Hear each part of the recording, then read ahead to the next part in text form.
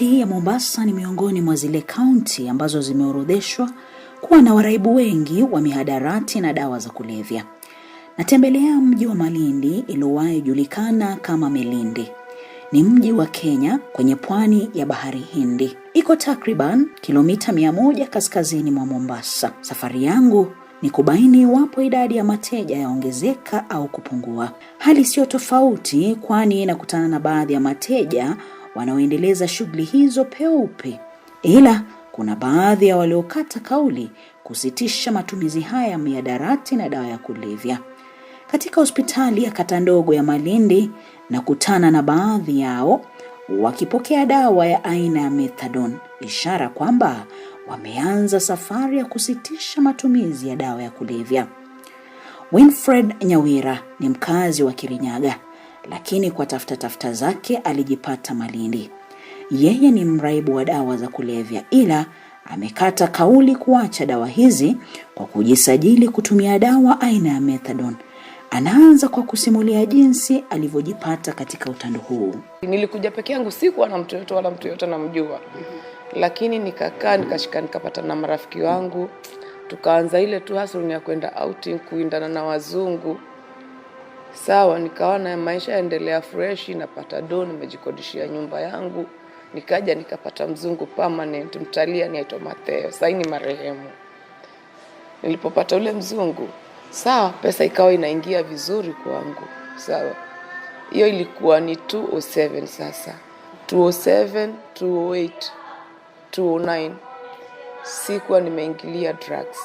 209 ndio nikaja nikanotice mzungu nakaa na yeye anatumia cocaine. Alikuwa ananificha. Nilipona anatumia cocaine nikamuuliza ni nini, yeye akaniambia ni da, but no, I'm sharp, nilijua ni nini hii. Mwaka 2009 alimwacha Muitaliano wa Tamu na kuelekea Tanzania alikokuwa yuaishi mamake. Ila kwa bahati mbaya mama mzazi akaaga dunia, hali iliyompa msongo wa mawazo, na kupitia marafiki zake alianza rasmi kutumia dawa za kulevya. 2009 nikatoka Watamu nikaenda Tanzania, mahali kunaitwa Arusha. Huko ndio familia yangu ilikuwa ikikaa. Kwenda Arusha 2009 nikakaa 2009, sikutumia dawa. 2010 sikutumia dawa. Mama akaja akafa. 2011 akaja akafa mamangu. Sasa pale mama alipokufa niliangalia, yani nililia cause sikuwa na mtu mwingine wa kunishika mkono. Niko peke yangu. Sina ndugu, sina mama, sina baba. Sina mwenye naweza mfuata nikamuita mjomba wangu. Sawa. Sasa zile stress yani zikawa zimeanza, yani zimenizidi mpaka nakaa kama chizi. Best yangu mmoja tuishi naye ananiambia, "Wini, hizi stress wajitakia mwenye. Kuna kitu naweza nikakupa na nakuapia hautafikiria tena. Kuhusu mamako, kuhusu nini, hautafikiria, maisha yako yataendapo." Nikamuuliza kitu gani hicho?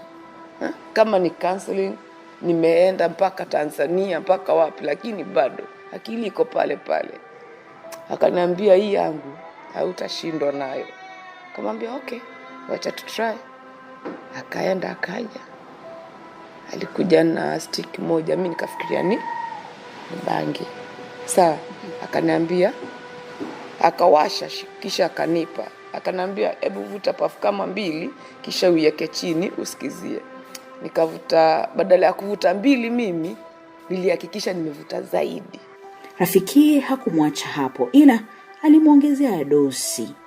Wakati huu ikawa ni dawa aina ya heroin. Ndio sasa akanifungulia. Something ilikuwa imefungwa just na kasachet kadogo ka packed ya sigara. Aliponifungulia nilionani unga but it was not white, it was not cream, like brownish. Yeah. Akaniambia, "Sasa hii ndio dawa." Nikamuuliza itoaje? Akaniambia ni brown sugar. Aliponiambia ni brown sugar, akilika gonga tayari heroin. Sasa ikawa ndio mtindo ya kila kija ananiletea. Maisha yake yalibadilika na kila kuchao Winfred aliongeza dosi. Si ati nilinunua ile 1000. inakuja inafika mahali unakuwa pia we hauna pesa sasa. Ni msoto sasa. Na lazima ufight ndio upate hiyo kitu. Ukikosa wasikia maumivu, yani joints, joto, baridi, huwezi kutembea, huwezi kula, yani wasikia dhiki, yani wewe unatamani ile kama dunia ipasuke, yani uingie hapo ndani na ikufunike. Kuanzia hapo safari ya kuvuta unga ndio nikaanza hapo, kaendelea kuvuta kutoka 2011, 12, 13 mpaka nimeanza kuja kunywa hii dawa. Hii dawa nimeanza 2018. Kwa sababu alihitaji pesa za kununua dawa hizi, aliingilia wizi na ukahaba. Nilikuwa malaya na jiuza mwili wangu. Huko ndo nilikuwa napata pesa. Sawa. Lakini sasa nilipoingilia ile kitu kaniingia kabisa kwenye akili, nikaja sasa nikajisahau, nikawa siendi tena kutafuta pesa, sishughuliki tena na wazungu. Naanza kuwa mchafu. Nikaanza kuuza vitu vya nyumba. Kwanza nilianza kuuza vitu vya nyumba. Kimoja mpaka nikamaliza zote. Na nguo pia zenye navaa nikauza. Nikabaki na nguo moja mwilini. Ile nguo saa ikawa niko mchafu. Nikawa hata sikai kukutana na watu. Nakaa huko maeneo. Hata nimefanya ndio kwangu kwa kuishi. Huko kuna uzo huo unga. Nikawa nakaa huko hivi navuta tu ile unga. Saa zingine wapata pesa. Saa zingine na zingine lazima utoke ukatafuta either uibe ama upate mtu mdanganye akupe, but the most huwa ni kuiba. Hatimaye alianza kuibia hata marafiki zake. Siku moja nilienda kwa besi yangu moja, alikuwa na kawatama, alikuwa anaitwa Jueleupe. Kwa sababu sikuwa na chochote na sikuwa na nilikuwa nashindwa nitafanya nini ndio nivute. Nikaona shilingi 50 kwenye draw yake. Nikachukua, sikumwambia. Kaenda nikanunua sikia. Kufika pale dukani nikakuta kumeachwa katoto kadogo. Kanacheza hapo ndani na gari. Nikichungulia, mamake yuko kule nyuma yafua nguo. Nikakadanganya, baba, hebu angalia, simama hapo nje uone kumekuja gari kubwa. Sijajua mtoto waza mdanganya chochote. Akatoka, mimi nikaingia dukani. Nikavuta ile draw. Nikachukua zile pesa nikazitia huku zote. Alafu nikachukua ule mkebe wa coins pia nikamimina. Nikachukua mkebe wa credit nikamimina. Kisha huyo nikatoka nikaenda mpaka nyumbani. Nikakaa kama dakika 10. Nikachange zile nguo. Kisha nikatoka na shilingi 20 kwenda kununua sigara. Hapo nimetoka kuiba. Cause nilikuwa nataka nihakikishe kama nimejulikana. Nilipoenda pale nikakuta yule mama. Akamwambia niuzie sigara. Alikuwa rafiki yangu, imagine. Akaja akaniambia, rafiki yangu, si nimeenda kufua nguo huku nyuma nikamwacha mtoto hapa. Nikija, pesa yote ya stock imeenda. Na saa hii gari ya stock ndio hiyo imesimama hapo. Ona mteja, mtu anaitwa Junkie. Ni pretender mbaya sana. Aiza akakuongesha mpaka akalia kabisa kuona kama ni kitu kweli kimefanyika. Nikamhurumia, nikamwambia pole, nini hakujua ni mimi. Nilipohakikisha sasa kujua ni mimi ndio nikatoka. Nikatumia zile pesa, ukihesabu zote zingekuja kama 1,200,000. Kila siku Winfred alizidi kugundua aina mbalimbali ya dawa hizi. Nikaenda ingine inaitwa chess. Unakata foil kasiko ya kadogo. Unaweka hiyo dawa kama alafu nyingine unatengeza foil, nyingine unatengeza kama ka pipe. Sasa unakuwa kiberiti, unashika ile karatasi, unachoma ile dawa na huku chini, kwa chini si kwa juu, kwa chini ya foil, ile pipe una inhale. Sasa hiyo ndio yani unavuta hivyo. Sasa ukivuta hiyo inakuwa hata sasa ukivuta hiyo intensikite kwa sababu usharuka to another stage. Nikaenda na hiyo, nikatoka hiyo stage, nikaenda stage ya kujidunga kabisa. Ni katika njia hii ya kujidunga ambapo Winfred alitumia sindano ya mwathiriwa wa virusi vya ukimwi, na hapo akajipata na virusi hivyo. Hiyo wakati huo sasa ilikuwa mnaweza share sindano moja watu 5. Wewe udunge, umalize, unipe, nioshaoshe tu ile damu yako na maji. Kwa sababu siwajua ukidunga mpaka udunge kwenye mshipa. Mwenzako naye anachukua ile sindano anaosha, anapatia mwenzake. Kwa zilikuwa ni shida kupatikana na chemist kuuziwa.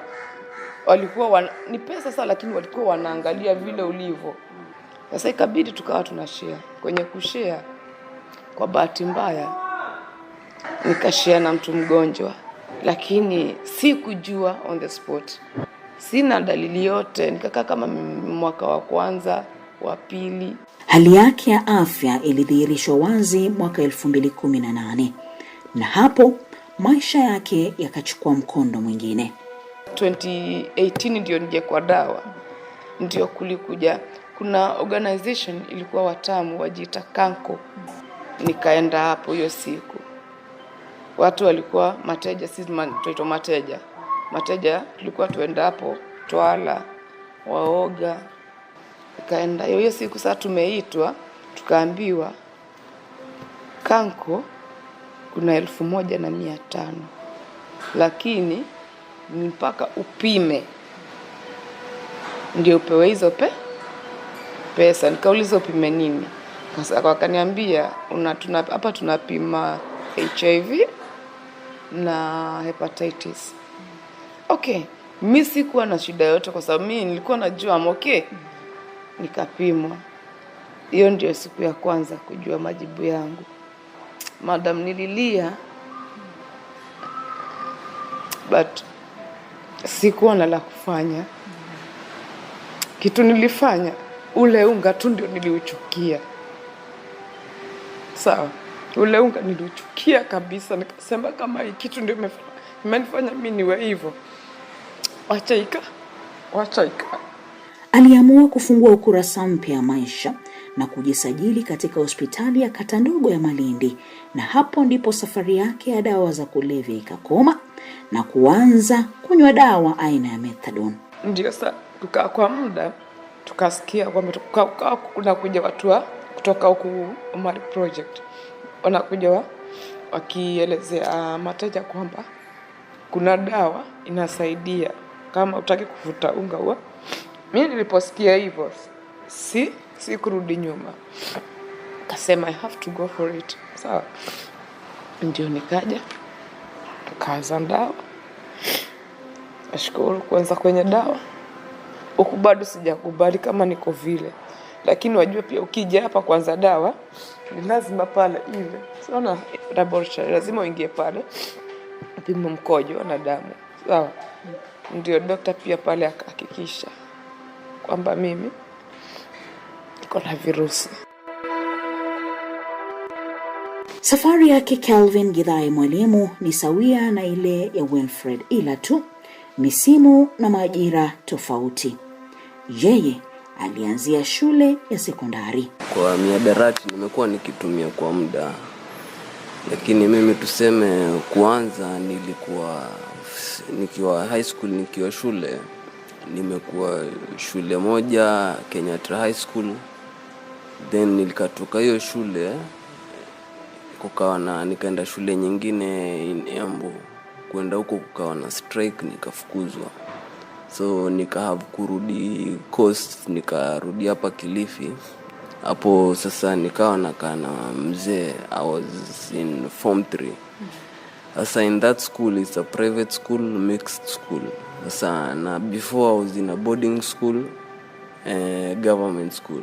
Sasa there's a difference because hapo there's so much freedom, plus almost all the students ambao wamekuja hapo form 4s ni wale ambao wamefukuzwa other schools, wanakuja just to get a chance to sit for the KCSE exam. Sasa hapo ndo nikawa niko na different friends, marafiki ambao wengine wanavuta bangi, wengine I even had a friend ambaye yeye alikuwa already yeye ni mteja na ako shule. Tabia hii iliendelea hadi alipofika chuo kikuu na akaanza kuwasajili wanafunzi wenza. Nikaenda kampo, nilikuwa huko nikawa nakaa hostel, so mimi nilikuwa na smoke weed at the time. Na kupata kuna watu pia they are new to these things, nikaanza kujua sasa, because me am a user, nikajua mahali naweza toa bangi, mpaka nikawapusha, nikawa sasa mimi naenda na bangi Nairobi Sili, na kuja nayo chuo, nafungia watu, nauza. Masomo yake yalizidi kudorora, hali iliyowafanya wazaziwe kumtoa shuleni. Attention ya shule ikashift. Ikifika time ya exam, na kuta sijasomea hizi exam, wacha ni postpone paka next semester ndo nitafanya.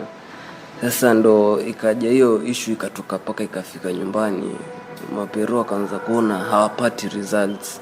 Na mimi home nimekuja na only like 2 weeks nimerudi, nikaambia mimi exam nimefanya lakini paka zimakiwe, so results zitatoka next semester. Zikitoka nikiwa shule nitamtumia na WhatsApp hizo ama email. Nikamwambia poa. Sasa akaenda shule, akaenda kwa dean, akaangalia results zangu, akaona kutoka lini sijafanya exam, na yeye make decision hapo akani withdraw kutoka kwa shule kabisa na akatoka. Alianza kuiba ili kupata pesa ya mihadarati. Ikawa hivyo sasa, paka ni maskandal, nimeshikwa, nimeibia nani, paka the last time ndo nitoke Thika. Nilishikwa tu na students bado. Mara ya kwanza walinishika na nikapigwa jamaa nje, wao wamerent nje. Wana claim nimeibia lapi 2 sijui nini, nikapigwa hapo. Na wao wenye wamerent ni kwa soko. Sasa watu wa soko nao wamekaa hapo nje wanangojea mtoeni huyo mwizi tumpige hapa. Sawa, wamenifungia kwa nyumba, wamenifunga wananipiga. Ndo beshte yangu moja, wewe tulikuwa naye, nilimwambia enda uite watu fulani wa maskani. Sawa, mmoja akakuja akamwita hapo, akamwambia hebu njoo, hebu fungua hapo. Akakataa kufungua. Naambia hebu niambie venye unasema, unajua huyo mtu mmemfunga hapa, kama ni mwizi mlikuwa mpeleke station. Baada ya shinikizo kutoka kwa wazaziwe na jamaa zake, aliamua kujiunga na kitengo cha kurekebisha tabia na kubadili mienendo yake. Alijisajili na kuanza kutumia methadone ili kupunguza makali ya mihadarati.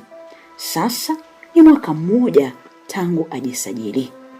Mpaka sasa ndo nilipokuja Omari, kuna jamaa ananijua, wakawa wananiita tunaongea. Sasa na wanajua wengine wanajua paka mamangu juu yeye amedeal sana na mateja pia.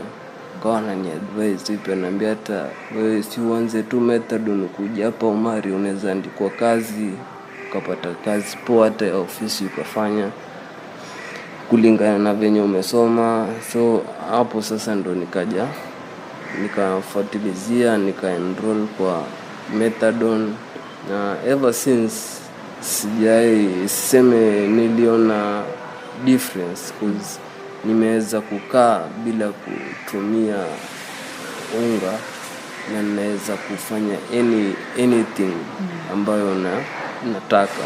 Naweza tafuta dough na ikabaki kwa mfuko, cause every time ukitafuta dough ilikuwa unakimbia nikaspend kununua unga. Evans Adongo ni mwanafamasia na ni miongoni mwa waanzilishi wa kitengo hiki cha kuwasajili mateja ili kupata dawa hii ya methadone katika hospitali ya kata ndogo ya Malindi. The program was started in late 2015, around December, November. But initially the program was in Mombasa, in Kisauni. So they just copy-pasted from Kisauni to Malindi. It is actually medically assisted therapy, where these guys who are called PWD, people who inject drugs, they are recruited by the CBOs, that is the community-based organization. Yeah.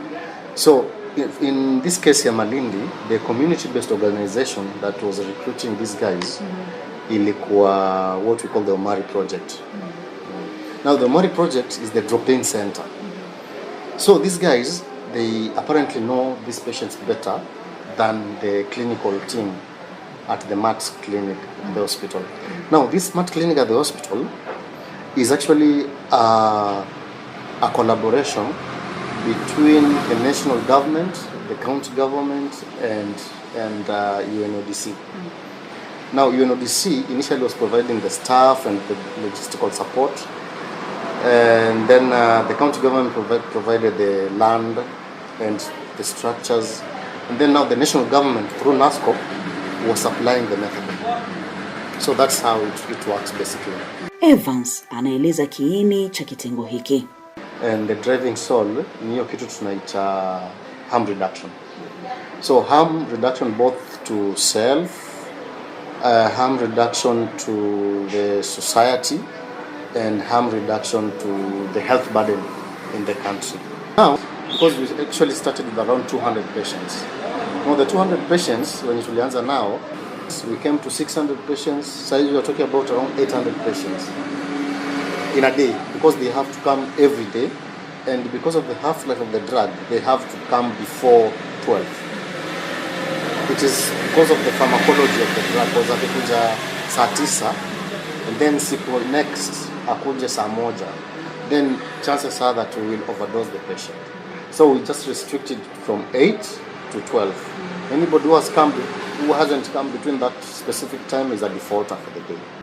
Hata hivyo, tangu kuzuka kwa virusi vya corona nchini, kuna baadhi ya changamoto ambazo wanapitia katika kitengo hiki wanapowahudumia wagonjwa hawa, kama jinsi mwanafamasia Frederick David Akelo kutoka hospitali kata ndogo ya Malindi anavyoeleza. COVID-19 has brought a lot of challenges, and typically for this community, one of them is they started having problems like putting on masks, which are basics, sanitizing, social distancing, and most of them will even share masks, since it's a law that has been put. So one will come, use the mask, and then give it to the next client to use it, which also is not safe for them. And the second challenge has come where these guys also psychosocial support is lacking. Why is it lacking?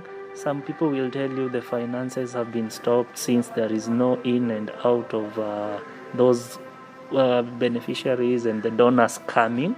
So this has affected them. You find they even come and tell you, "Doc, I've not eaten." And you are just here, like also in the methadone dispensing unit. There is nothing you can do.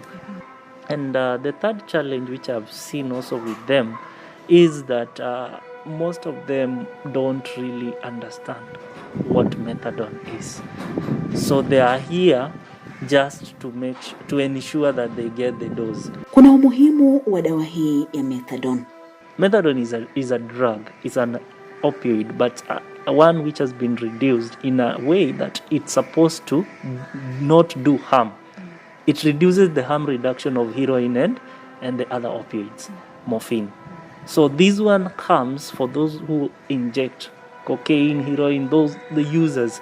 So it comes to occupy those receptors which other opioids drugs occupy.